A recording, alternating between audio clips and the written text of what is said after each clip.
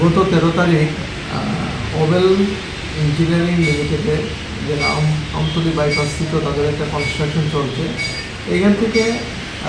150 rod 16 mm rod চুরি হয়ে যায়। পরবর্তী সময় এই কোম্পানির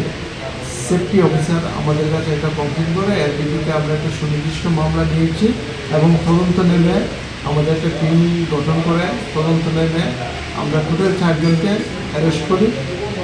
এবং তাদের কাছ থেকে মোট 62টি আমরা 16 mm রড উদ্ধার করতে সক্ষম হয়েছি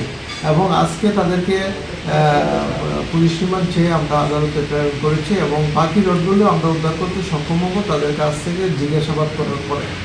যাদেরকে আমরা অ্যারেস্ট করেছি তারা হলো আব্দুল হামিদ, চারিপাড়া পুলিশপাড়া, দীপঙ্কর সূত্রধর, আফানিয়া, কোরিয়া মুরাদ, দেবাশিস দত্ত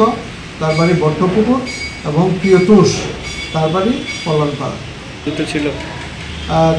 তাদের বিরুদ্ধে আগে অভিযোগ ছিল, কিন্তু তাদের বিরুদ্ধে কোনো স্পেসিফিক কোনো কমপ্লেন ছিল না এবং কোনো